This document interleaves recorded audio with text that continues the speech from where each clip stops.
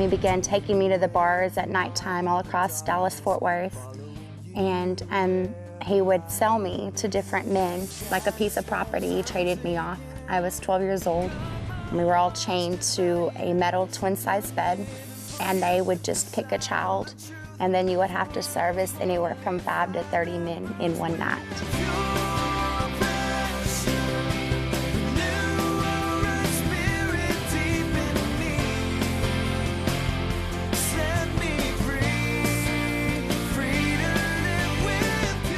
I want to tell you about my big Jesus. And I caved in and I listened. And I thought, wow, this is some God she serves.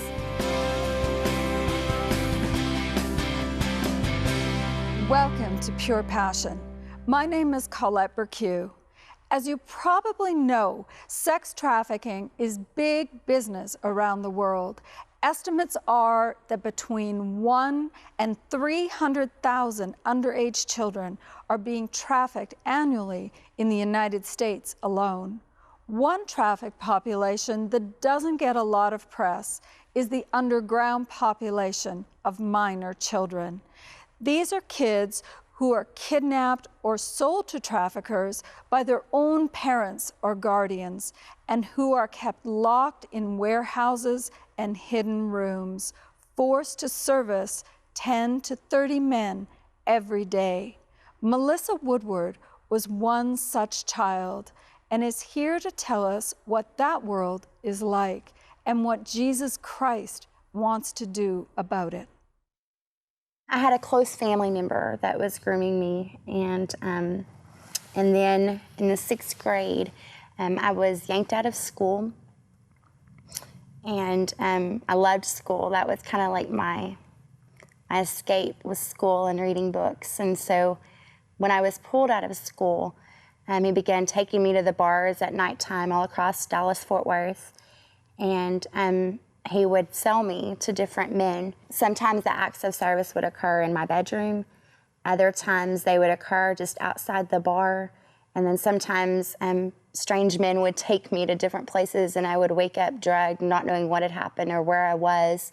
And then I'd have to find my way back home on a city bus. And home was the only place that I knew to go back to. Because what happens is, with girls and boys that get trafficked, is they develop what's called Stockholm Syndrome, where they actually defend their perpetrators and make excuses, and they take all the blame and the shame upon themselves. Well, if I had been a better little girl, if I hadn't have stolen that pack of bubble gum, if I had obeyed the rules, and you begin to blame yourself instead of blaming them. Well, my family was involved, and so there was no one to run to. And then after, as I was pulled out of school and being sold to various men in the bars, the truancy officers began to want to know why I was not in school and where I was. And because of a gambling debt that my family member couldn't pay, and truancy officers snooping around, he, like a piece of property, he traded me off. I was 12 years old. And that night I woke up and I was in an underground storage area, and there was 14 other little girls with me. And we were all chained to a metal twin-size bed. We were given basically no more than a sandwich a day to eat, or whatever food that they would throw on the floor to us. You just get chained to a bed and you stay there all day long. And then in the nighttime, the women, they come and they get you and they doll you up and make you look like Cinderella, and they present you to their customers as a willing little girl. All of my trafficking ring involved businessmen, lawyers, doctors, high-type official men, and they would just pick a child, and then you would have to service anywhere from 5 to 30 men in one night. The trafficking gentleman that got me, I don't know who the boss actually was. There's so many people that kind of work around the boss man. But it wasn't really satanic. I believe it was very demon-filled.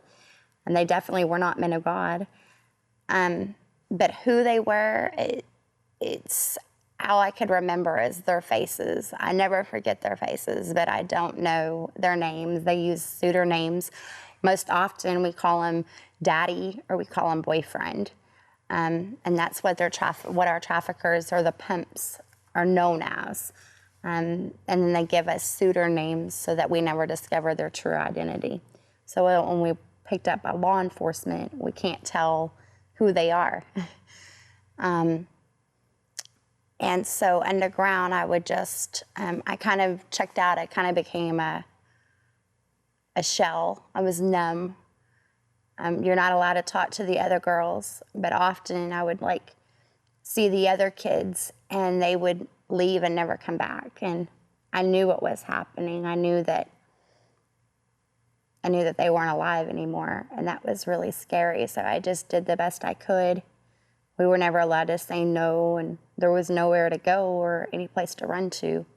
So we just did the best that we could to get through each day.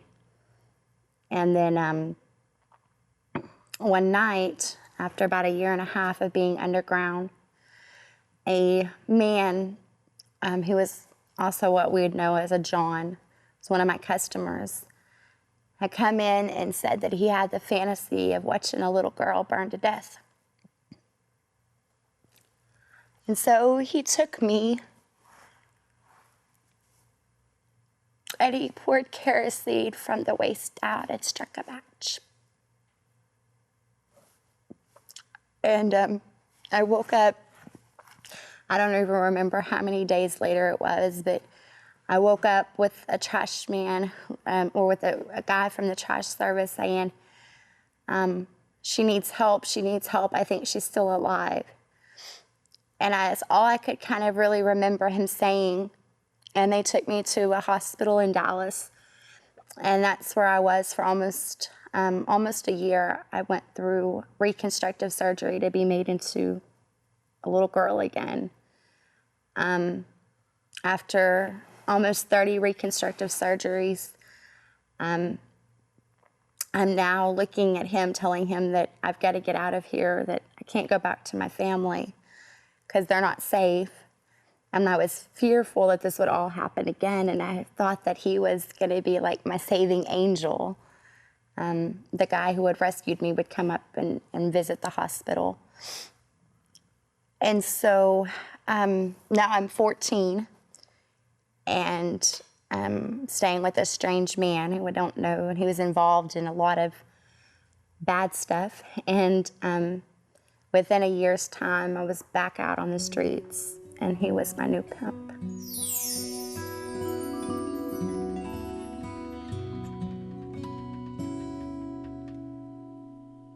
He had a stable, and a stable's where the girls work out of. And I said, oh, well, I've done that before. I could do that, not a problem, because he was complaining that I was starting to cost too much money. And of course, I was running his drugs for him and trying to help him however I could and going in and out of jail all the time. I was arrested 28 times before I hit my 25th birthday. I would tell people bits and parts of the story, what I felt comfortable in sharing, but nobody really listened to them. I was just a prostitute. I was just a throwaway. This was somehow all my fault, which reaffirmed what I'd always been told since the age of 4. If you wouldn't be a bad girl, none of this would happen. So you get really, distrusting of people. You don't know who you can trust. You don't know who to talk to. And so I just continued working the streets. And as I would work the streets, I'd bring back the money and take it to my pimp, who I thought was my boyfriend, and we were gonna have this glorious life together. That's what he promised, at least, and that never happened. And then whenever I was 17, he got locked up. And after he got locked up, then I was free, at least of the trafficking world, and being a prostitute. But again, I have no education, I have no family, I don't know anything but making money this way. So I took my step up and became a stripper. And of course, I was a drug addict and an alcoholic, thinking that was my step up and I could try to change and do right. Because stripping to me was, like I said, it was like completely different. I mean, 90% of the time I got to keep my clothes on, and if a man dare touched me, I had already learned how to become quite the pit bull and got in trouble a whole lot of times for fighting jail, and was in and out of jail and could not quit. I mean, I was an addict who did whatever I could to try to get the money to have my fix. And in drinking and drugging and partying and all of that, came in and out of relationships. Went on to have 2 miscarriages as a child, but then I got pregnant with my daughter. And went on to have 3, though the doctor said that I would never have kids. By God's grace, I was able to have 3 children. And all are very healthy and happy kids. But they went through a lot because they didn't have a mom that was completely together. And I lost my children. By the time my oldest one was 4, all 3 kids were taken away from me. I couldn't maintain trying to be a mom and being an addict at the same time, and being a danger to their life. And so at that point, when I lost my kids, I gave up all hope. I was tired of the flashbacks and the nightmares. I was tired of everything. I just wanted it all to end. So I drove to Clear Lake, Texas, outside of Houston, and I took a loaded gun and a bottle of tequila, and when the last shot was gone, fired a round into the water. The gun worked completely fine. There was nothing wrong. Turned it on myself and pulled the trigger 3 times, and nothing happened. And I thought, oh my God, I can't even commit suicide right. And all I could remember was a little voice saying, well, what if something could be different? What if things could change? And I didn't know change. I didn't remember really any time when I was ever happy or functioning or healthy. But I was willing at that time. I mean, I couldn't commit suicide. What else am I going to do? I was willing to do anything. And so I called the only person who would help me. And he brought me up again to the Dallas-Fort Worth area. And I went back into another hospital. But this time it was different. I was desperate. I didn't want to continue shooting up drugs, and I didn't want to continue with the lifestyle that I was living. I was done. I was tired. I had been in and out of hospitals trying to get clean and sober, and nothing at that point had ever worked. But losing my kids, that was the rock bottom for me, because I had always wanted to be a mommy. And so I checked out after I went through everything, I checked out of the hospital, and my daughter came for a visit. It was the first time I'd seen her in several months. When I got out, I was still not clean and sober. I was trying, I was using less, but every morning was still another needle in my arm and still half of a bottle of tequila before I ever climbed out of bed. That's the only way that I knew to function. And my daughter told me, she said, I want to tell you a story, Mommy. I think you can get help. And I said, baby, I've tried. Mom has tried everything, but I'm not doing very well. I'm trying. And she said, but I've got a story about a man named Jesus, my big Jesus, that he could help you. And I'd grown up enough in church as a younger child. I knew that her Jesus didn't care about me. He didn't love me, could never forgive me for everything that I'd done. Because, of course, I was still blaming myself for every single thing. And I kind of pushed her away. I told her I didn't want to talk about it. And with the persistence of a 5-year-old, she just kept pursuing me. So finally, right before bed, she said, Mom, you told me you'd talk to me about anything. Okay, China, what do you want to talk about? I want to tell you about my big Jesus. And I caved in and I listened. And I thought, wow, this is some God she serves. And she began to tell me about his grace and his love and his forgiveness. And I said, why do you really love Jesus? And she says, because when nobody else is there for me, he always is. And he'll be there for you too. And I tucked her in bed and I walked out of the room and thought the conversation was done.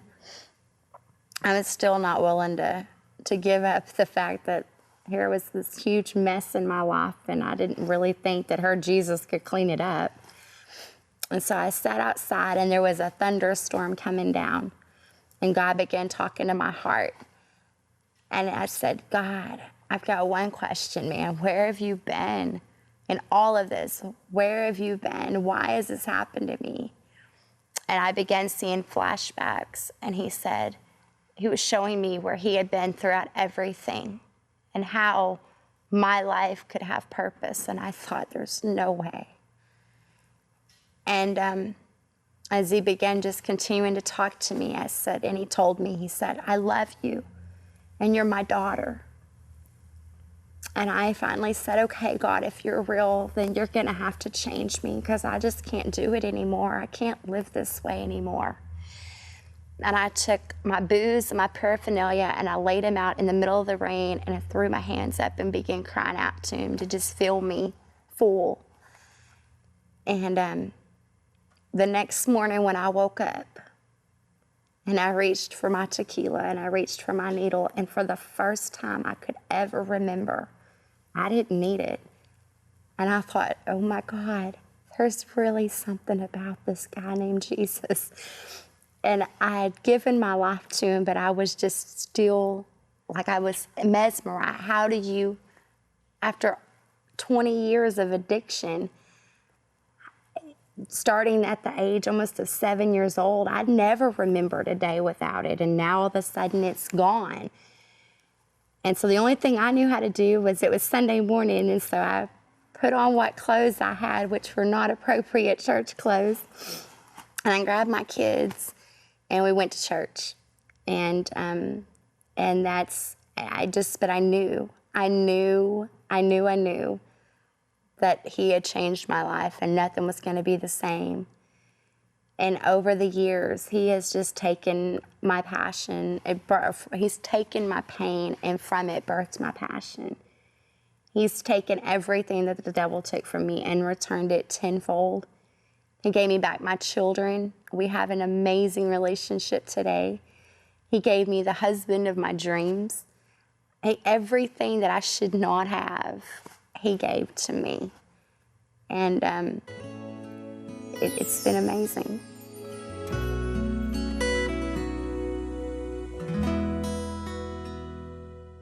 Being able to forgive everything started changing me. I was no longer bitter.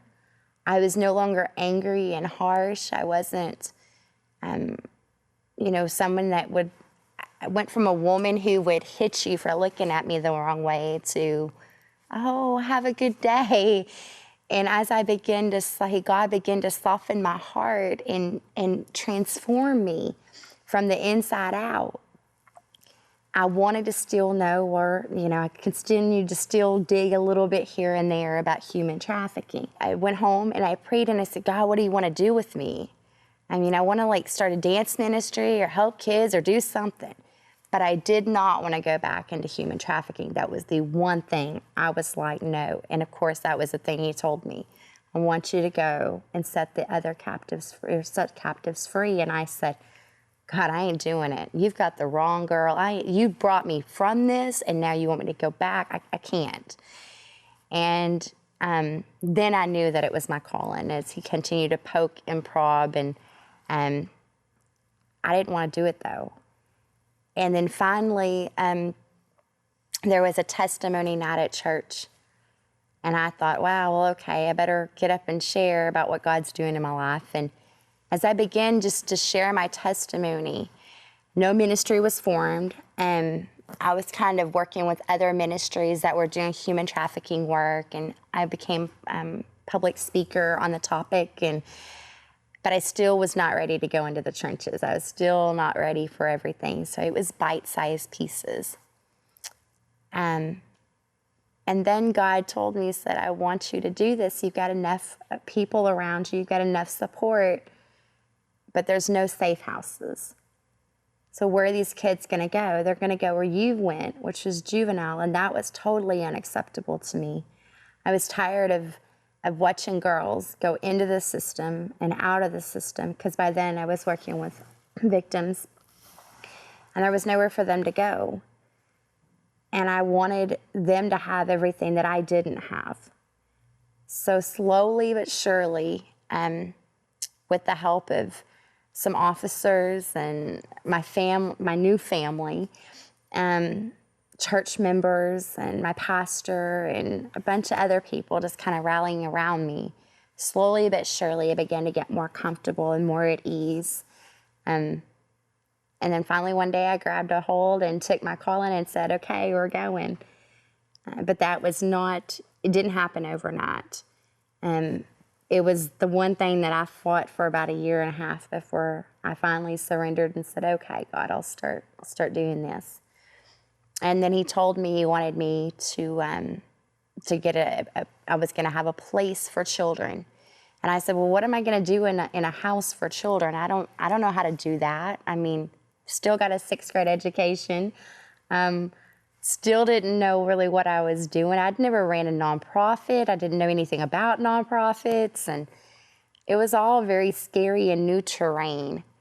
And then he told me, he said, what did you want? And I said, well, I didn't want a shelter. I didn't want a jail cell. I wanted a house, and I wanted like a family, and I wanted everything like every other little girl has. And then I wanted help, and I wanted to go to school.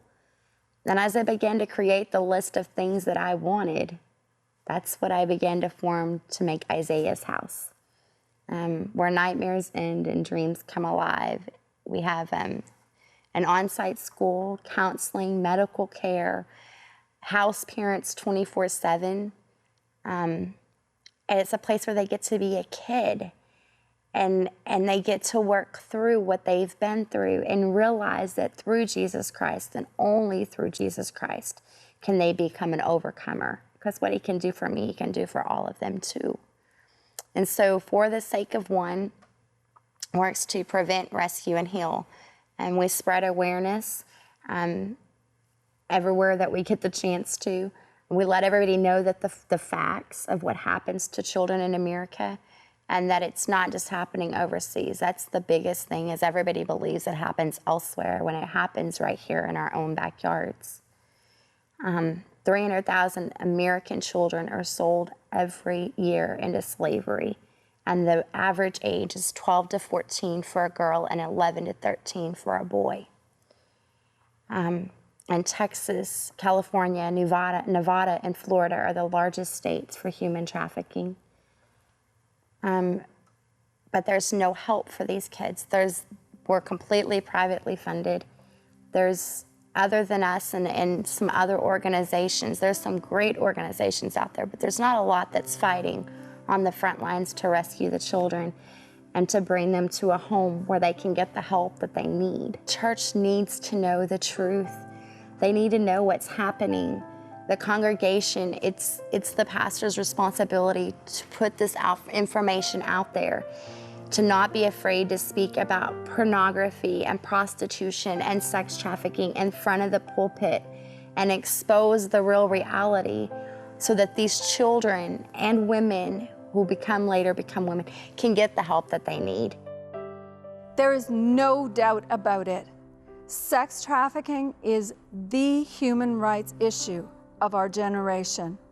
In Ephesians, God describes such evil men this way: having lost all sensitivity, they have given themselves over to sensuality, so as to indulge in every kind of impurity, with continual lust for more.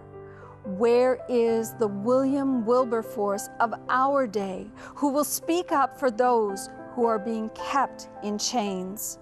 Where are the good Samaritans who will refuse to walk past those who have been beaten and bloodied and left for dead on the side of the road? Would you do this? Ask God if there is something that He would like you to do to help rescue and rehabilitate the young boys and girls who are being brutalized by this modern slavery. And as Jesus' mother once said, then just do what He tells you. Great will be your reward in heaven. No matter what you've done or where you've come from, God can take your life and transform it. He can give you beauty from ashes. It's not too late. He can help you. He will help you if you'll just simply call out His name. There's nothing too big for our God.